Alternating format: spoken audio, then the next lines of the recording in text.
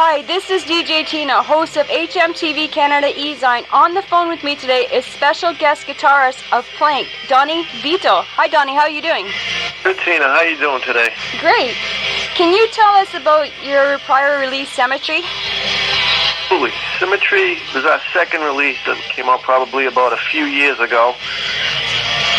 Probably the breaking CD for us in the sense that we started getting some recognition from the industry and mostly radio stations and getting the airplay that actually got us out on the road and put us out in support of the CD, and actually toured for about 2.5 to 3 years expecting to hopefully get a label deal out of it, but unfortunately the labels didn't sign, which leads us to where we are now with the song you just started to hear, Standing at the Edge, which will be on the new CD coming out at the end of the summer. Awesome. How about tours? Any plan for 2008? We're hoping at the end of the summer we're going to have this all finished and wrapped up, and when the fall breaks, we're hoping to maybe do a quick run up and down the East Coast and possibly out to the Midwest again, which is usually where a lot of our music gets played, and maybe a few select dates through the summer, some festivals that are around the New England area, but nothing has been inked yet anyways. Any new videos in the works for production for 2008? No, nothing right now for videos. Unfortunately, the budget won't allow for it. Videos are pretty expensive these days, so we're concentrating more on getting all the music finished, then hopefully videos later. Your new material, Standing on the Edge, that's for your upcoming CD that's in production right now? Yeah, Standing on the Edge is the first single released, and it came out probably about 3 weeks ago, and we have at least 4 or 5 stations, a couple clear channel ones that have been playing it in rotation, and a few overseas stations have picked it up as well. And that's the first song that's actually we've been working with Bo Hill, who's a producer that was famous for working with Rat, Warrant, Winger, bands like that from the 80s. So we're pretty excited about getting the rest of the tunes out there and finished with him, because I think he's really the secret weapon that's making, it all come together for us. Mm-hmm. Do you have any names for that CD that you're working on right now? Honestly, we haven't really thought about it, but I have heard a couple ideas of just calling it Plank, since we're known before as Plank 63. Mm-hmm. So we're thinking just the whole new sound and everything. We dropped the 63, so it's a whole new feel and a whole new vibe, so why not just stick with Plank? How about any ideas for cover art when you come out with your CD? Have you thought about that yet? Not quite. I mean, I don't know if you see our MySpace page, the new logo, I think that's definitely going to take up most of the CD cover, and as far as colors and logos, not sure yet. I'm sure we'll come up with something. We usually do. How does Symmetry differ from your first recording, Divisional? I think in Symmetry you can really hear the difference in the musicianship with the band. We really started to get to know each other, and how we really grooved off each other a little more on Symmetry than we did on Divisional. And it was more of a hard rock, raw sound that we were striving for, and definitely I think if you put them side by side, you can hear that difference, and it's the route we wanted to go, and I think we finally found our niche on that CD, and hopefully all the newer material is just going to be another segment of what you heard earlier, but a little stronger. That's awesome. Brings me to my next question. Mm-hmm. How has Plank's music evolved or changed since the band first started playing together in 2003? I think in 2003 we were just, a little green, and, we were excited that we were all in the same band together. We've known each other for years, but we're never actually all in the same band. So I think in 2003 we were trying to put something together that would appeal to the masses and at the same time try to keep our own type of sound. But I think what we figured out is we're all basically hard rockers at heart, and it just gelled and became one, big hard rock sounding band, and, we're more than happy to just stick with that. We realized, all right, let's not try to sound like anything out there or anything popular. We are who we are, and let's just keep going with that. It's very important that you stay original, because that's what separates you from the rest of them out there. Absolutely, yeah. When you go out and play shows and tours, you get stuck on bills with bands that, you can sit there and go, wow, I think I heard the song on the radio, or, they're just trying to do what's popular and get in front of people and maybe make a quick hit, but it's to us, it's more important. And we got to like what we're playing. If not, it's not worth it. Right. The current members are all the same in the band? Actually, yeah. The original band is 4 members total, and then just in the last 6 months, we added a second guitar player, and that's Dan Bongiorno, and he actually is a friend of ours from years ago, and I think it was just a matter of time he would be in the band, and he just adds a whole new dynamic and fattens the whole thing up and gives it that real hard rock edge that we were looking for. That's cool. The rest of the band members, who are they? We have, obviously, myself. I play guitar. Cameron, he's the vocalist. And then you have James Whitman on bass. And then Iris Stepanian, the drummer. I was curious, why is Plank a force to be reckoned with? You said that in your bio. Well, I think that all came from when we got to the divisional and had done a bunch of shows and realized we were starting to cause a little stir in the industry. And, people were afraid of the hard rock bands, but every time we were booked on shows, we'd do well. We'd win the crowd over, and then the music on Symmetry, I think 5 of the songs made it to regular rotation on radio, and you can't deny that people still like hard rock, and I think the industry, eventually is going to have to give in and go back to signing the hard rock bands, and I think that's where we came up with, the saying, we're forced to be reckoned with, because people like it. You're absolutely right. In our mainstream radio stations here in Canada, like Q107 and the big stations, that's the most they play is hard rock music, classical rock, hard rock. That's great. I mean, we've noticed that from touring, as soon as we leave the New England area, it seems the hard rock's still alive in the middle of America all the way out to the west. And for some reason, here in Massachusetts, New York, there's a lot of just trendy stuff going on, and whatever's new, hip, that's what the big labels will go for, and they're trying to make that quick buck. And they get the radio stations, they get them in their back pocket paying to play these bands. Mm-hmm. But I don't think, honestly, it's obviously not the right way to do it. I don't think all the people are into it as much anymore. Well, believe it or not, our local radio station here in Cambridge, Ontario, plays a lot of 80s, especially on Dave FM. Yeah, and it's funny, I think there's a revival. There's a lot of 80s bands that are still around that I don't think anyone knew that actually went overseas to make money and keep their career going. And I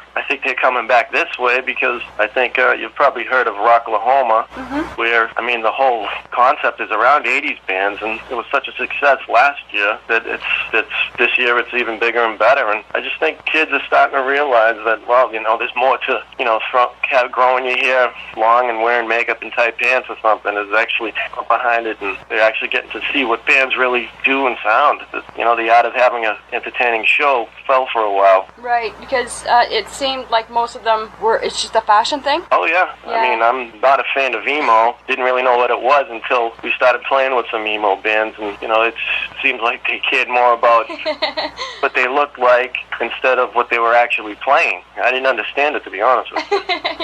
Yeah, I think you're right. Where can the fans request your music on internet or mainstream radio?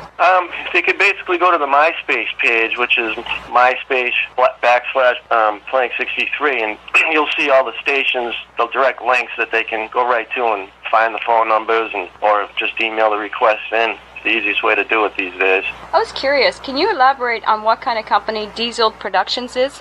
Diesel Productions was just the 4 of us in the beginning, and we just based that around the actual band for when we were out. We did our own booking and everything, so, we had a little company set up, so if they needed the band for anything, they called Diesel Productions, and it kind of developed into a situation where it was becoming a little bigger and more demanding, so it was hard to actually concentrate on both being in the band and running the whole little production side of it, which we don't do anymore. We went into a management deal about a little over a year ago, which put Diesel Productions to bed, and the management deal didn't really work out, so now it's back to us doing it again, but no production company this time.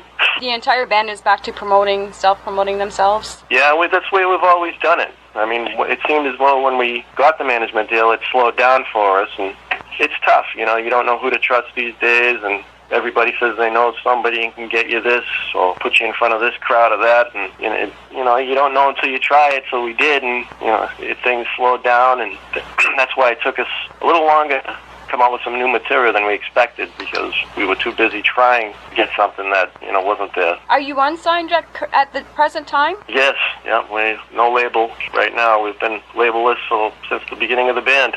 What do you look for in a record label? We're looking for a label that's almost like the old school labels. The way they worked it is you want a little bit of artist development, some support, distribution, and that they get behind the band and are willing to work with them and get them in front of the right crowds in the radio, into the radio stations. That's basically it, and we'll do the rest. I mean, we'll go out, we'll play for anybody, we'll write the music, and give the best product as possible. Unfortunately, the labels are looking for the one-hit wonder off one album that'll get a quick platinum status out of it, and they don't care. They'll drop you, the next day if you're not producing.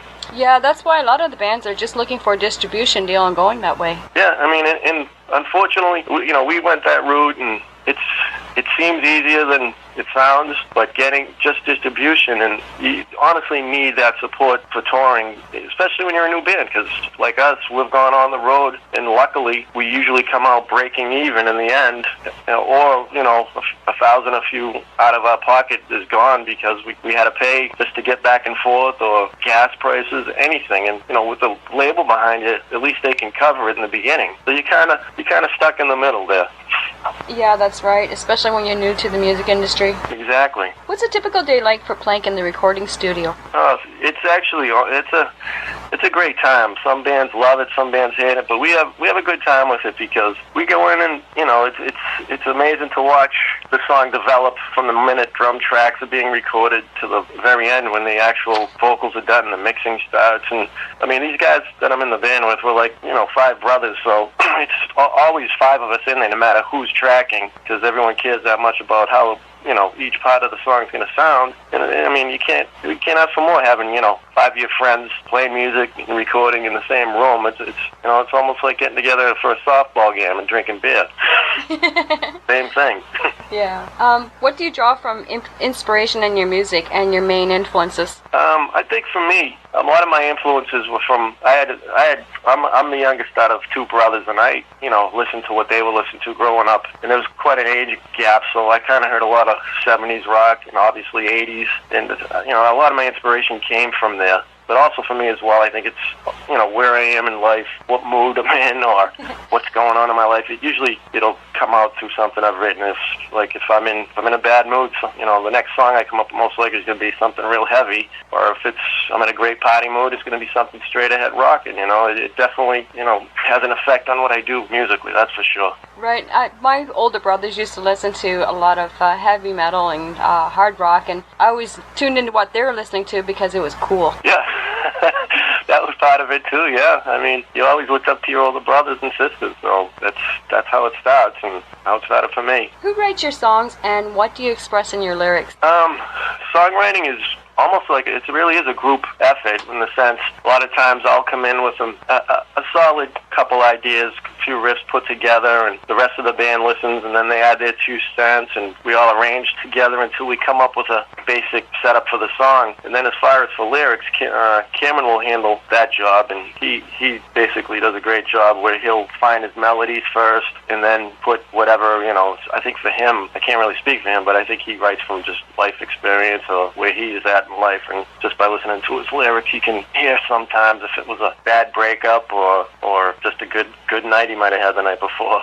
That's cool. So do these topics or themes change over time? Absolutely. I mean, we've all, if we're talking now, I think we started with a 2002 or 3 together, and if you listen to the older stuff to where we are now, the newest stuff is more on a positive level, I think, and I think we're all happy where we're at, and love the direction of the band, and I think most of the music's coming out has just been more like party straight ahead rock than a couple of our songs have been down in the dumps, and I'll show you, obviously it was a bad relationship type thing or whatever, so yeah, it definitely changes. Okay, what's your alibi or technique for putting the sound and the melody to your lyrical content? What instruments do you use? I think the majority of the time it's been just either an acoustic guitar or even me just noodling around at home, plugged into the headphones, and I'll just come up with certain melodies, or sometimes Cameron's even come up with ideas where he can actually hum the actual guitar riff, or we're lucky he can play guitar, or he'll play it to me, but most of our writing is definitely all done on the guitar.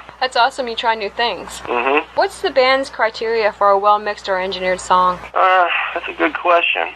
We usually we over prepare. So I mean, I think we do a lot of pre-production. So by the time it gets to the studio, it's already done on a rough demo exactly what we're looking for and what we want the song to sound like. So the engineer will actually hear what we're going for, and we've already rehearsed the song, or the songs we're doing that day to the point where it's like it's like 2 to 3 takes per person on their tracks. It's that easy, and I think that's for most bands. If you're that prepared going in, the song's going to be that much easier for the engineer to mix, or just put together. And in our case, working with Mo Hill, it was like he said, you're giving me a real easy template here for me to make everything sound that much bigger and better. That's awesome, because the fans can expect the album to come out quicker, Exactly. Yes, exactly. Do you have any live shows or upcoming gigs planned? Not really. Just like I said, a couple summer shows have been brought up. We haven't really,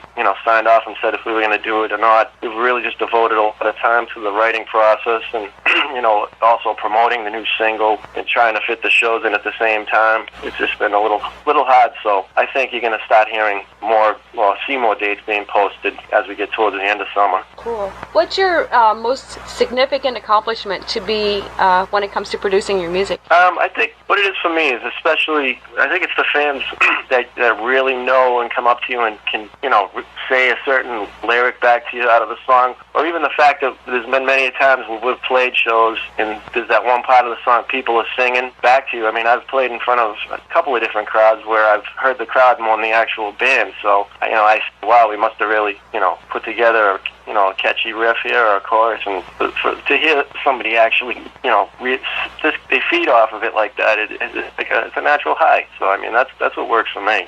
Well, a lot of the fans that listen to the music nowadays, they can relate to what happened to them, or if it's happened in real life, and that's where the support comes in. They like the riffy sounds, and they're relating that, they've gone through that experience. No, you're right. That's a lot of, I think, with Cameron.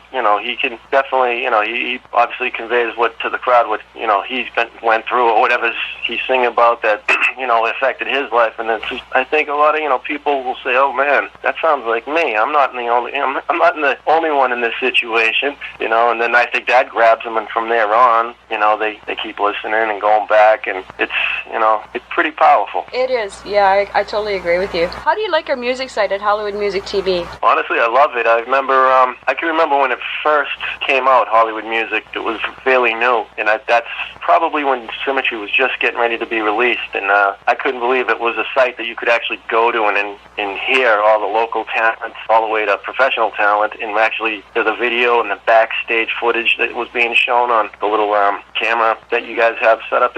I just thought, I said, this is great. I mean, you get people all around the world can now tap into everybody's local scene, and that's great for the local bands. It's definitely, I think, more powerful than a radio station. Oh, it is. I really dig our music site. I think it's one of the best going. Absolutely. I've always been, I've always gone back and forth to it, and whenever I get a chance, when I used to sit down at work, I pop it up and run it quietly in the background. Same here.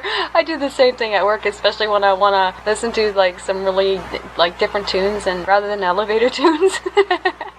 Exactly. Yeah, that can make a long day. I know. That's why I tune into that when I'm at work and discreetly just listen to it. Yeah. Not let anybody know what I'm listening to. It's funny. What's your opinion of the music industry today, and what would you like to see change? Well, I think it's in a sad state at the moment, where it's just hard for the musician to make any money when the industry's demands are basically, let's spend a lot of money on you and you have to pay us all back, and you got nothing to show for it in the end, even if you've made a hit song. And I think we're going to see a change. I've actually read articles that the labels are starting to get nervous because some of the bigger artists are saying, "See you later, I'll sell this stuff on my own." So I think that's going to go back to the way it used to be, and they're going to get behind the artist and develop them to the point where they're working together as a team again. And hopefully we can get into something like that as well, because I think music it'll never die out, but it will just become another big corporate money-making scam that half the world is at right now. Well, believe it or not, a lot of the bigger bands are going towards digital downloads, and the fans are buying. Yeah, I mean, that's we make, not a lot of money, but we make some money. We have a monthly check, and it usually tells you where it comes from, CD or digital. Majority of our money comes from digital downloads. So it definitely is the way to go. I mean, if someone really likes one song, they'll buy it. I mean, it's 99 cents most of the time. You can't beat that. If they really like it, they're going to go buy it back and buy more, or if not, the whole album. So you're giving them a little taste and a little chance before they have to spend all their money. And antique stores in our local area is becoming popular in selling like CDs, where CD places are closing out except for HMB, like a lot of the older CDs. Really? Yes. Oh boy. Yeah, I mean, I haven't really noticed around here that much, but we do, I think, have the same big CD place. I noticed we lost one of our Tower records.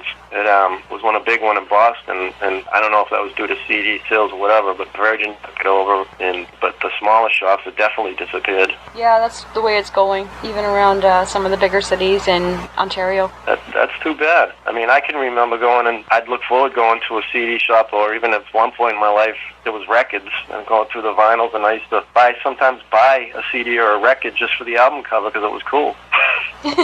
Yeah, you can walk into any thrift store or a CD store or antique store, and like you can buy some of the newer CDs in the CD store and some of the unsigned bands at HMV. But in the thrift stores and the antique stores, you can buy record albums for 99 cents, and they're still selling records. We have a nostalgia store where it's all based on 50s and 60s era. You can buy custom-made record players to play the album, so it's awesome.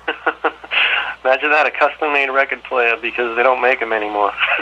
Our store does. We sell like a lot of the old jukeboxes and memorabilia stuff. Oh, yeah, and then I even heard, I don't know how true it is, but a lot of bands have gone back to recording the old-fashioned way on the 2-inch tape, and they're starting to doing some releasing on vinyl again, because I think they just like the way it sounded, and dynamic reasons and all that. But I definitely would like to see that come back, because I think it was definitely more of a collectible when you had a whole album in your hand than a little CD. And a lot of them, I think, are going that way because they want to record live. Yeah, definitely. I mean, and it's a lot easier to get well, it's not a lot easier, but it's a different feel, because everything's done on Pro Tools these days, where if you're not careful, you can make yourself sound just very robotic, and there's no depth to the song. Is where when you hear a live band, I want to hear a band mess up. That's what rock and roll is about, and sometimes it sounds cool when they mess up. Yeah, and sometimes a lot of them do it and just go with it. That's right. I mean, some of the stuff you hear now is just so perfect. That's why it all sounds the same, Yeah, I think that's what record labels have started doing in the past, is that they want somebody that's really selling the albums, and they go to pick another artist, and they want you to sound like the artist that's selling the albums right now and making the top charts on radio stations. Yeah. It's all too much of the same mainstream artists that are being produced. Yeah, I mean that's too bad. I mean, because there's a lot of talent out there that they're missing. I mean, just go to your site, Hollywood Music, and you see some of the bands on there, and you're like, why? You sit there scratching your head. Why haven't I heard of this band before? Well, that's because true. They don't like to wear eye makeup and tight pants or something, Too bad. Everything seems to be like you have to be an idol, or you have to be an icon. Yeah, well, yeah. Well, thanks to American Idol, the foolish TV show where naturally you put somebody in front of national TV that they throw down the media's throat. I mean, it's just horrible. And then if people are forced into liking these people, and that's not the way it used to be. You'd hear it on the radio and go, I like that. I'm going to go find out who that is and buy it. Right. But once a week now you can tune in and say, who am I going to like this week? There was a lot of CDs I've bought ever since I've been signed up with Hollywood Music TV. I've discovered, I'm like, wow, you're exactly right. Where did they come from? Yeah, I mean, it's amazing to me. It's like you don't realize until you're in a band and you're out there and you get on the road to see. Because if you don't leave your say your local area, like for us, Boston, if you don't get outside of Boston, you get to play in front of a lot of people, you get a fan base, but big deal, there's a million and other bands doing the same thing that it will tour through and just wipe you right out, and people will go lean towards that. And I mean, I really was amazed at some of the talent I've seen as I've gone across the country. I mean, and some of them too, you look at like barely 18 years old, and I'm like, hopefully these kids got big futures, but unless they're not on TV, they might not. Right. Are you looking forward to doing any compilation soundtracks for movies in the future? Definitely. I mean, we've done a couple of smaller things where we've lent our music out just for promotion or have been paid on, but we've actually submitted and tried to get our stuff on TV as far as like what do you call it, the nighttime drama TV shows like CSI and all that, but nothing yet. I mean, we're open for anything because that's the best promotion there is. That's true. A lot of bands go that way because they want the promotion, especially if they're brand new or they're underground and unsigned. Definitely. We'll take what we can get, we're very excited right now with the way things are going, but at the same time, I'm doing interviews. Honestly, the last 2 weeks I've done at least 3 or 4, and I keep opening up the door for whatever comes our way. It's just to push it out there, and that way, when the CD does release, people are ready for it and already have heard about it. Do you have a main website where fans can buy your CD and Plank merchandise? Yeah, it's actually the MySpace page. That's the way to go these days. We had a regular website, but honestly, everyone was bypassing and going straight to the MySpace, which is basically www.myspace.com/Plank63. You found your MySpace was getting more hits than your main website that you had in the past? Absolutely. It's just that's the way the kids are going. It's the way everybody's going musically. I in the beginning wasn't too sure about it, but I mean sometimes if I go and look over at the playlist at 5 o'clock in the afternoon and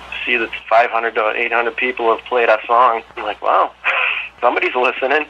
So, do you have any groups on Facebook currently? That gets a lot of hits. On Facebook? Right. I think we do. If we do, I'm not sure because we split up the duties here, and I've been running a lot of the MySpace page. We're all on there every now and then, but as far as checking that out, I heard someone say we had a Facebook site or whatever. There's a lot of people on Facebook, especially a lot of kids from Canada. Oh, okay. Well, I'll have to bring that up next practice. How about the plays on your MySpace player? What are you up to now for the plays? Total, I couldn't even tell you. I know it's hundreds of thousands, I believe. But just as an example, I know I looked last night. I think we had for the day 800 and something plays. So it gets a lot of hits. That's awesome. Yeah, it is good. Before we wrap up our interview, do you have any shout-outs or any last words? Yeah, I'd just like to probably just thank the guys in the band, especially for making this probably the best and most fun I've ever had in the band, and love those guys to death. Shout out to my buddy Bo Hill, our producer there, and you guys, Hollywood Music, for actually giving us a chance to promote our stuff. We appreciate this up and down. Oh, and to the Bruins as well for beating Ottawa last night. Thank you, Donnie, for allowing RHMTV Canada E-Zine to interview Plank. I'm looking forward to your new material coming out in the new year, and hopefully we can see you in Canada in future, tour here. It would be awesome because you really rock. Yeah, I appreciate it, and we're looking forward to it as well. And I actually have made a couple of contacts in Toronto, and I think somewhere in Ontario, someone to tip me for next time we come strolling through, because we do go out Midwest area a lot, and we pass right by, so hopefully that'll line up before the end of the year. Keep me updated, please. Oh, will do. Okay, great. Thank you. Yeah, you're welcome. Thank you. Okay, bye.